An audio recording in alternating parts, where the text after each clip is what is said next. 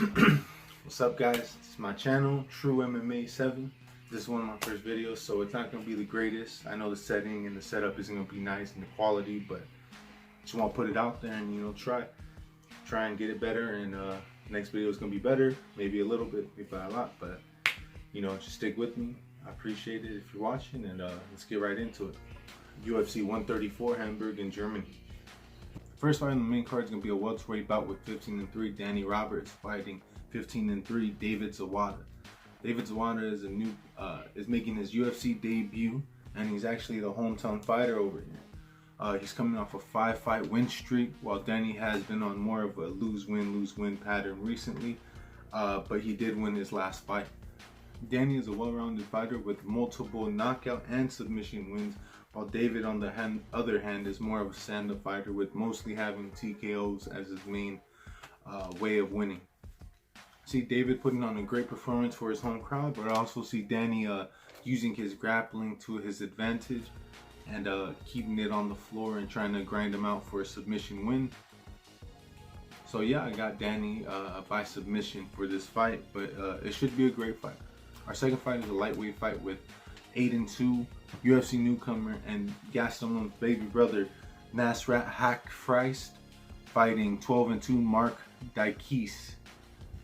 Both guys are coming off losses and they're stand-up fighters. Nasrat throws more heavy hands. He doesn't really throw too many kicks, while Mark has a full arsenal of striking. He does it all, pretty much. Not only that, but he's been in the UFC for a little bit, so he has that experience in front of the big crowd. It does affect some people, so that does come into play. He should be comfortable in there. So with that being said, I'm gonna give it to Mark. I feel like he's gonna go ahead and get the knockout win. If not, it's gonna be a decision. He's gonna light baby Gastelum up. So yep, I'm gonna give it to Mark. Mark by KO, if not a unanimous decision, picking him apart. Next is a heavyweight fight with 16-4 Marcin Tybura fighting 28-10 Stefan Struve. Both these guys lost their last two fights recently, so that usually means they're going to come out and really try to get back into that win column. Both of them have a variety of finishes with knockouts and submissions, so they're both well-rounded fighters, kind of even, but I'm giving it to Struve with the experience. I feel as though if Struve stays on the outside picking apart Marcin and stringing together some combinations, I feel like he can light him up and eventually drop him. If not, I feel like he's going to grind him out on the feet and have a unanimous decision. And yeah, I'm going with Struve by this, but I do want to see the knockout. I feel like someone is going to get knocked out, but if no one gets knocked out, it's going to go by decision for sure. After that, we got a middleweight fight with 12-4 Victor Miranda fighting 13-1 with one no contest Abu Azaitar, who is making his UFC debut. Abu is coming off an 8-fight win streak, so look for him to really put on a show for the UFC. But Miranda is no easy opponent. He's very skilled all around. He has a black belt in Muay Thai, brown belt in Brazilian Jiu-Jitsu with some judo and some savate martial arts in there as well. So he does have a full arsenal of skills. I see overall Abu coming in strong, trying to look for the knockout win in the first round, but I feel as though Victor Miranda is going to come out there, weather the storm and keep pushing forward, and he's going to grind them out, putting them everywhere, getting some few shots to stand up, and then he's probably going to take it to the ground and dominate right there. So I'm going to give it to Victor Miranda.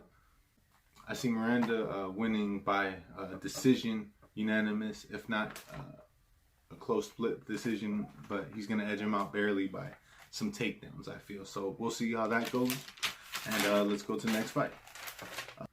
For the Coleman event, we have a light heavyweight fight with 27-6 Glover Teixeira fighting 10-4 Corey Anderson. Now, Glover is a pretty well-known fighter, but if you don't know who he is, just know he's fought some great names. John Jones, he's fought Phil Davis, Anthony Johnson, Gustafsson. He's been out there for a while, so he has a lot of experience, not only fighting big names, but fighting for the title as well. Corey has some great wrestling, always had some great wrestling, and I see him trying to dominate Glover with his wrestling, just like Phil Davis did when they fought previously. And Phil Davis got that win. He used mostly wrestling. So I must say that Corey's gonna follow suit with what Phil did in his plan.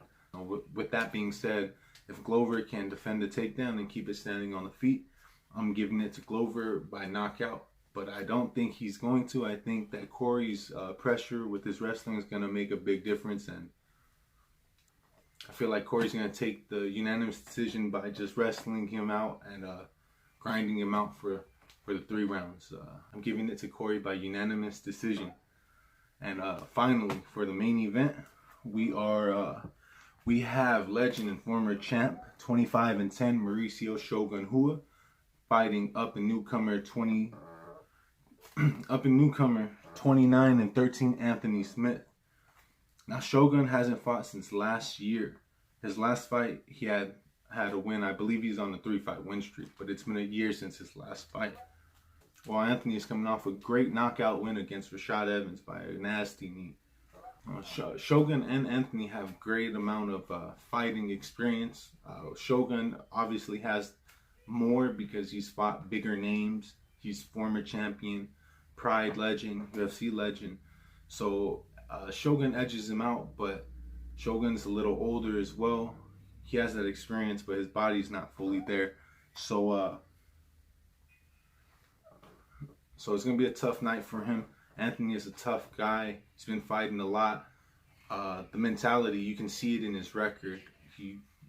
He's lost a lot, but he kept fighting back. He had 3 losses in a row, and he still kept pushing. And that's something that anyone could respect. Because someone, when they lose like that, you know, not everyone's going to want to keep going. But he kept going. That was early in his career. So, you know, Anthony is a tough guy mentally.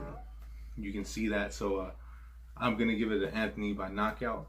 If this was Shogun in his prime, Anthony would have got smoked. But this isn't in his prime. It's old Shogun. I love him, but I got to give it to Anthony. Best of luck to both fighters, though, to all fighters. All these fighters, we got to show a little more respect as a community, in the MMA community, because, you know, these guys put so much time and effort, so much hard work into it that, you know, you don't see it, you just see the end result, but the amount leading up to it is so much more. So, this is my first, technically second, but the first one messed up video. And keep watching, man. I know the setting isn't that good. I know the quality isn't that good. The editing is probably not going to be that good, but I'm just trying to learn. I'd rather put myself out there and learn than not do that, you know? So, I'm tired of just not... So yeah, if you like it, hit the like button, subscribe. I'm gonna be trying to do pre-fight analysis and post-fight results. And yeah, I just want to keep doing it. I enjoy it. I just truly enjoy it for myself. And thank you for watching.